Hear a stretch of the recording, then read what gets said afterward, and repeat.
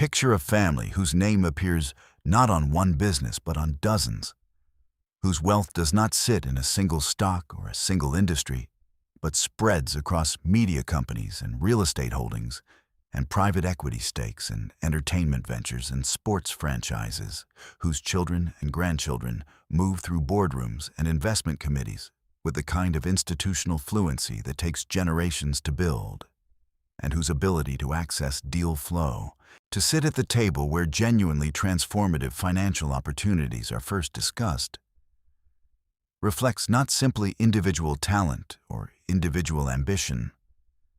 but the accumulated, compounding weight of relationships and reputation and capital that has been deliberately, systematically constructed across decades. Now picture that family being Black in America, and understand that everything that family had to build, every relationship it had to cultivate, every institution it had to either gain access to or create from scratch when access was refused. Every dollar of capital it had to accumulate before it could deploy capital at the scale that actually changes a family's trajectory permanently was built against a specific, documented, measurable headwind that comparable white families of equivalent talent and ambition simply did not face. And that understanding that headwind, understanding the specific structural barriers this broader catalog has documented across industry after industry, is the essential context for understanding what a Black billionaire family empire actually represents, how it actually gets built,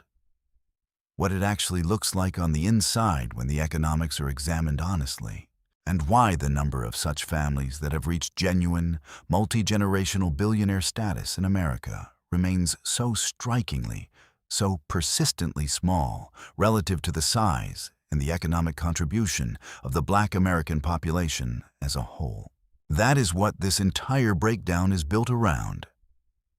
And if that kind of honest, structural analysis of how wealth and ownership actually work in America is the kind of thing you find genuinely useful and genuinely important, then subscribe to Wealth Forge Black right now and turn on notifications so you never miss the next one. Let us start with what we actually mean when we use the phrase billionaire family empire, because precision here matters enormously. And the distinction between a high net worth individual and a genuinely multi-generational family empire is not simply a matter of scale. It is a matter of fundamental structural architecture. A billionaire individual is someone whose personal net worth has crossed the billion-dollar threshold, an achievement that is genuinely extraordinary by any measure, and that represents, in most cases, the product of exceptional talent,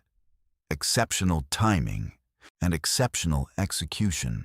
across a sustained period. But a billionaire family empire is something architecturally different and considerably more durable. It is a structure in which wealth has been institutionalized across multiple family members and multiple generations through a combination of deliberate estate planning, family governance structures, diversified asset ownership, and the transmission not simply of financial capital,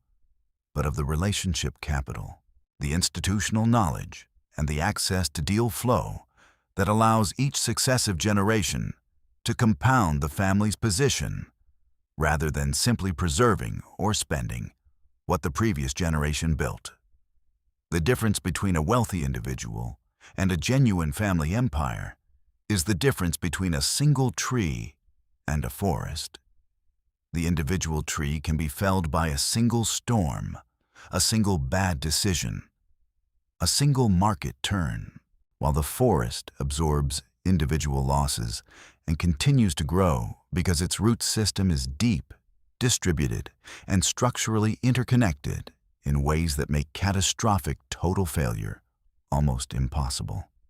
Building that forest, rather than simply growing a single impressive tree,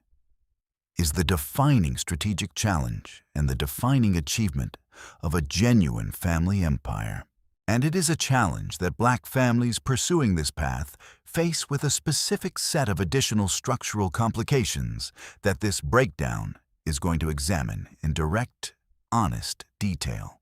Now, the specific, well-documented case studies that actually illuminate these economics.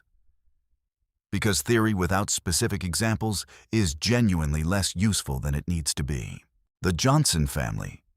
built on Robert Johnson's founding of Black entertainment television in 1980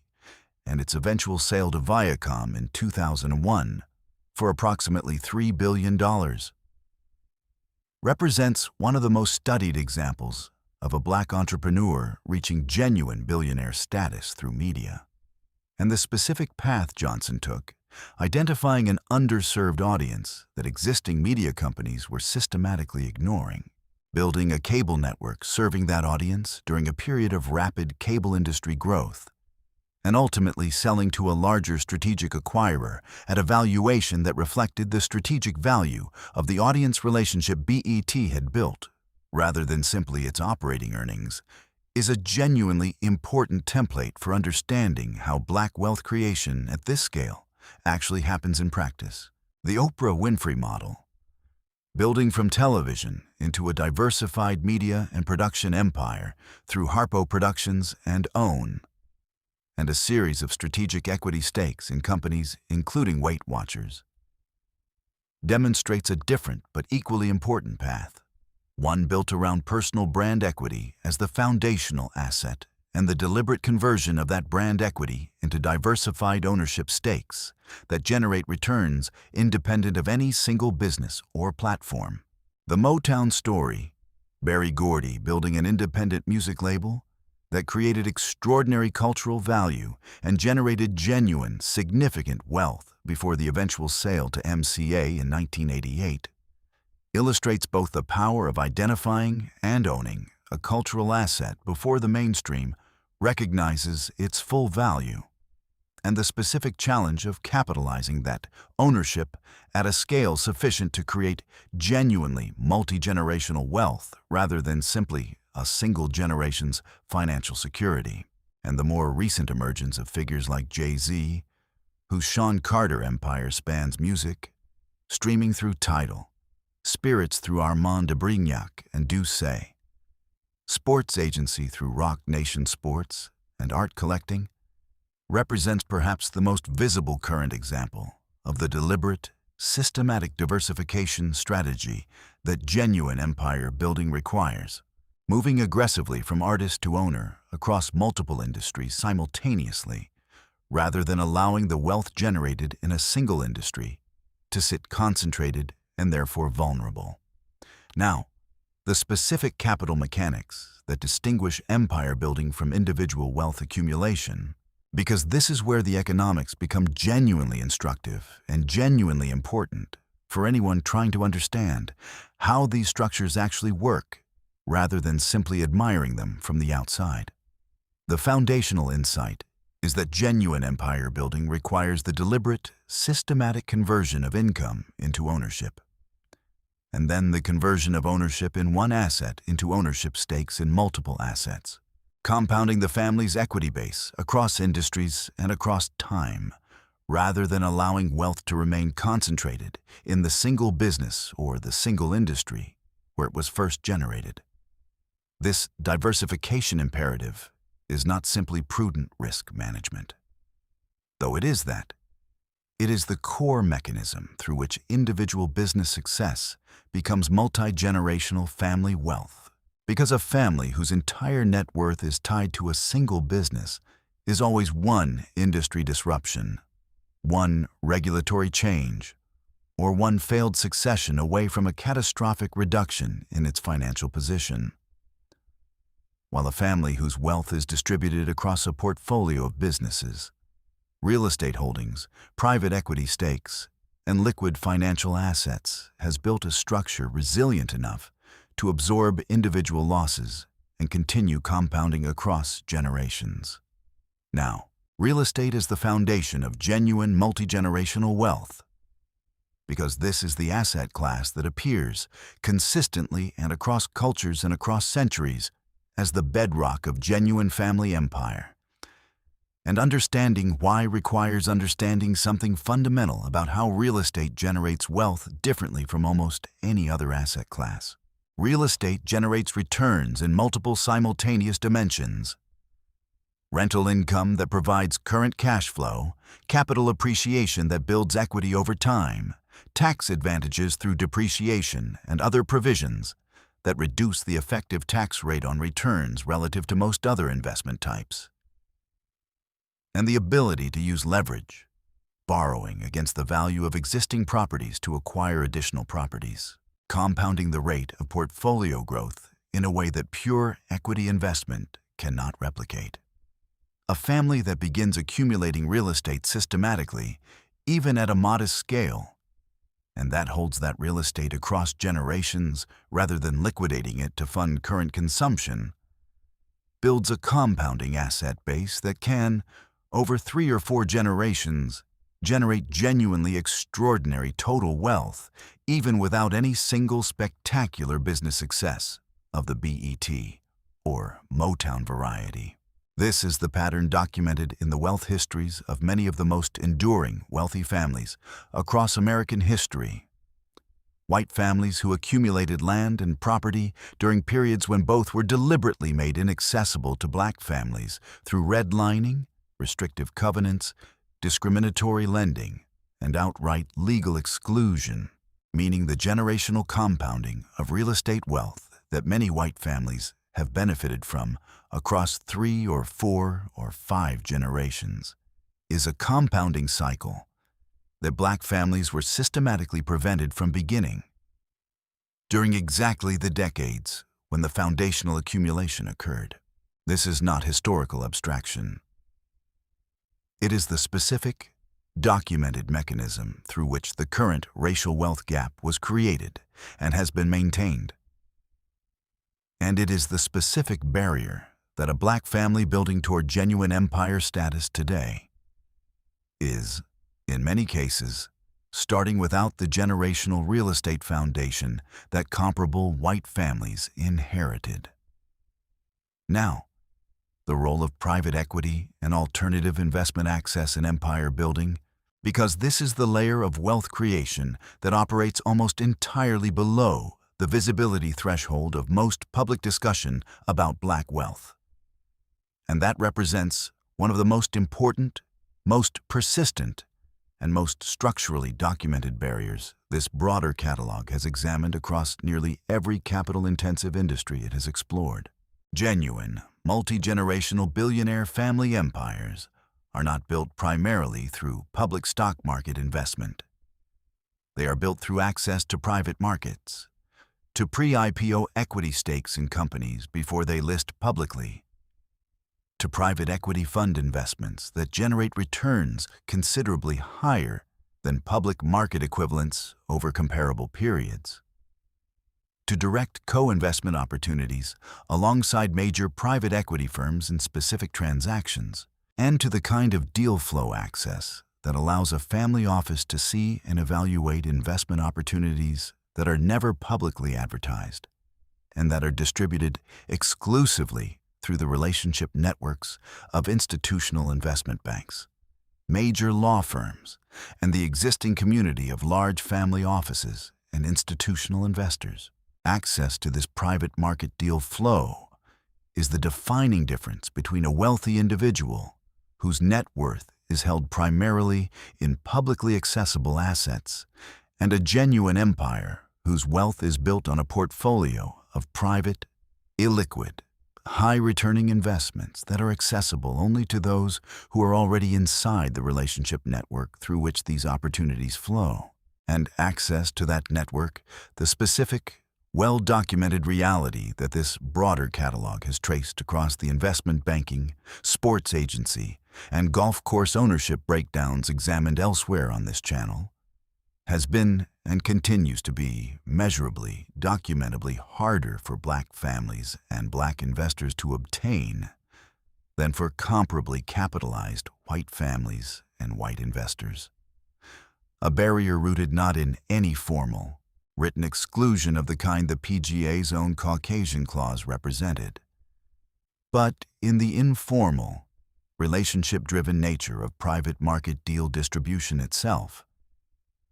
which naturally and systematically favors those who are already inside the network over those who are not, regardless of their financial capacity or their investment sophistication. Subscribe to WealthForge Black if this kind of analysis, the kind that names these structural dynamics honestly and traces their real economic consequences, is what you have been looking for. Because this is exactly what this channel is built to deliver. And turning on notifications ensures you never miss the next breakdown. Now, the family governance structures that distinguish genuine empires from individual wealth, because this is the architectural layer that most external observers never see. And that is, in practice, as important as the investment strategy itself in determining whether a family's wealth survives and grows across generations or dissipates within 1 or 2 generations of the original creator's death. The specific mechanisms through which successful family empires govern themselves include family limited partnerships and limited liability companies that hold the family's collective assets and that allow the family to make collective investment decisions while managing tax exposure on transfers of wealth between generations. Family offices that professionalize the investment management, legal, tax, and administrative functions required to manage a large, complex multi-asset portfolio. Family constitutions or charters that establish agreed principles for how the family's wealth will be governed, how decisions will be made, how new family members will be educated and prepared for their responsibilities, and how disputes will be resolved without the kind of destructive litigation that has visibly damaged or destroyed a number of previously prominent wealthy family dynasties, and education programs through which the family's rising generation is systematically taught not simply to spend or to preserve wealth, but to deploy it productively, to understand the businesses and the asset classes in which the family holds positions, and to develop the judgment and the relationship capital required to continue building the empire rather than simply inheriting it. These governance structures are not glamorous. They do not generate headlines, and they are genuinely expensive to establish and maintain because they require the ongoing services of sophisticated legal, tax, and financial professionals who specialize in exactly this kind of multi-generational wealth architecture. But they are, in the documented history of genuinely enduring wealthy family dynasties across every demographic, the single most important determinant of whether exceptional first-generation wealth creation becomes a genuinely multi-generational family empire or simply a remarkable individual story that does not outlast its creator by more than a generation or 2. Now, philanthropy and its strategic role within an empire structure, because this is an element that is sometimes misunderstood as purely altruistic and therefore economically separate from the empire's financial logic,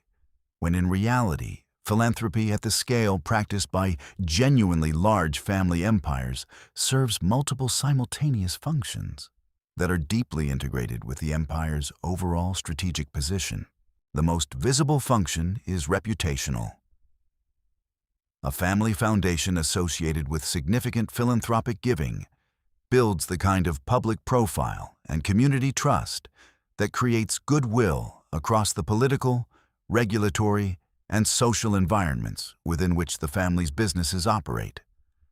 Goodwill that has real, if difficult to quantify, economic value. The less visible but equally important function is relational.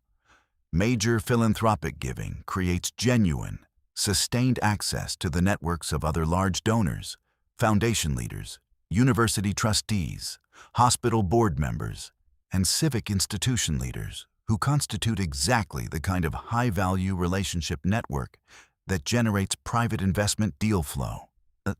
political access, and the kind of institutional legitimacy that allows a family's next generation to move through elite professional and financial circles with the credibility that comes from being recognized as serious, established actors rather than newcomers. for a black family building toward genuine empire status. The strategic use of philanthropy as a relationship capital building tool is particularly important because it provides one of the few genuinely open, accessible pathways into certain elite networks that might otherwise be more difficult to enter through purely commercial channels. And the families who have most successfully built toward genuine, multi-generational black wealth have, almost without exception, built significant philanthropic programs as integral components of their overall empire architecture, rather than simply as afterthoughts to their commercial success. Now, the specific industries and sectors where black billionaire family wealth has been most successfully built, and the structural reasons those particular industries, rather than others, have been the most productive pathways.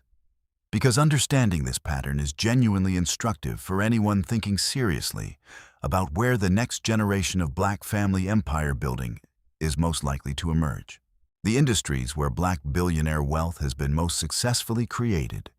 media and entertainment, music and sports, insurance and financial services targeted at underserved black communities, and more recently technology and consumer brands,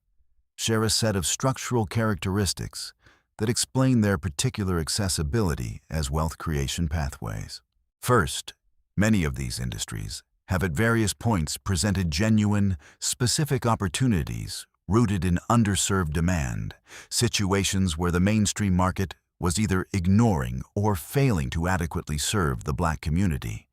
and where a black entrepreneur with deep understanding of that community's needs and tastes could build a business with a structural competitive advantage rooted in cultural authenticity and community trust that a white-owned competitor could not easily replicate. Second, many of these industries have historically required relatively less initial fixed capital than the most capital-intensive industries this catalog has examined: construction and real estate development, manufacturing, transportation infrastructure, industries where the documented lending disparity hits earliest and hardest, and where the capital requirement to reach competitive scale is so large that it effectively excludes entrepreneurs who cannot access institutional financing from the outset. Third, and perhaps most importantly, success in media, entertainment, and consumer brands creates a specific kind of visible, cultural prominence that itself generates deal flow, investment opportunities, and relationship access that purely financial success in a less visible industry would not generate to the same degree, meaning the entrepreneur who builds visible success in these industries is simultaneously building the relationship capital and the institutional credibility that enables the subsequent diversification into private equity, real estate, and other asset classes that genuine empire building requires. Now, the specific challenge of succession, because this is where the largest proportion of genuinely significant family wealth in every demographic fails to make the transition to genuinely multi-generational empire status, and where the specific challenges facing black families intersect in particular ways with the broader succession challenge that all wealthy families face. The general succession challenge is well documented and genuinely severe. The vast majority of family businesses do not survive beyond the third generation, a pattern so consistent and so well documented that it has generated an entire professional industry of family business advisors, succession planners, and family governance consultants. The specific additional challenge facing black families attempting to make this succession transition includes the reality that the institutional networks, the elite university relationships, the investment bank internship pipelines, the private club memberships, and the informal mentor relationships through which many wealthy families in every generation give their children a structural head start in building their own professional and financial positions, have historically been and continue in a number of documented cases to be less fully accessible to black families, even at significant levels of wealth, meaning the preparation and positioning of the next generation for their responsibilities as stewards of the family's empire requires more deliberate, more intentional, and in some cases more expensive investment in alternative pathways to the same institutional fluency that comparable white families can access through networks that are more automatically available to them. Now, the role of technology and the current moment specifically, because the past decade has created genuinely new, genuinely important opportunities for Black family empire building that did not exist in earlier generations. And understanding those opportunities, honestly, is as important as understanding the structural barriers this breakdown has been documenting. The democratization of access to certain financial products through fintech platforms, the emergence of diverse venture capital funds specifically focused on backing Black founders, the growth of Black angel investor networks that provide both capital and mentorship to early-stage Black entrepreneurs, and the genuine, if still incomplete, progress made by a number of major corporations and financial institutions in diversifying their supplier relationships, their investment committee memberships, and their board compositions, all represent real, meaningful, if still insufficient changes in the structural landscape within which Black wealth creation occurs. The families and the entrepreneurs who are building most effectively toward genuine empire status today are the ones who are navigating this changed landscape with sophisticated awareness of both its genuine new opportunities and its continuing structural limitations, accessing the new pathways where they are genuinely open while continuing to build the relationship capital, the governance architecture, and the diversified asset base that genuine multi-generational empire status requires, regardless of the specific moment in which it is being built. So let us put all of this together and look at what the complete picture of a Black billionaire family empire actually looks like when you examine it with genuine structural honesty. You have, at the foundation, a first-generation wealth creation event, a business built and sold, a media company scaled and monetized,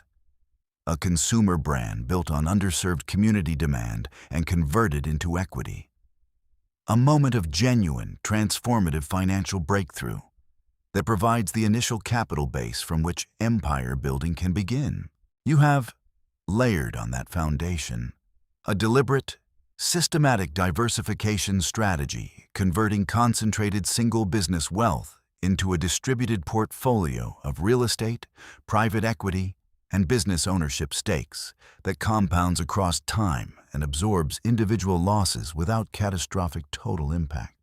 You have a governance architecture of family offices and partnerships and constitutions that institutionalizes the family's wealth management and prepares each generation not simply to inherit, but to compound. You have a philanthropic strategy that builds relationship capital and institutional legitimacy alongside the purely financial portfolio. And you have, running as the essential thread through all of it, the specific, deliberate, sustained effort to gain and maintain access to the private market deal flow, the relationship networks, and the institutional positioning that distinguishes genuine empire from individual success. An effort that remains in the documented reality. This broader catalog has traced across industry after industry. Genuinely harder for Black families to sustain than for comparable white families, not because of any single formal barrier of the kind that has been removed by law, but because of the accumulated, compounding weight of informal network dynamics that were shaped by generations of formal exclusion, and that have not yet fully corrected themselves in the decades since that formal exclusion ended. If this channel helps you see the real structure behind wealth and ownership and empire building in Black America, that is exactly what Wealth Forge Black is here to deliver. Subscribe now, turn on notifications, and the next deep dive into how Black wealth actually works, where it comes from, what threatens it, and how it compounds across generations when it is built right, will come directly to you.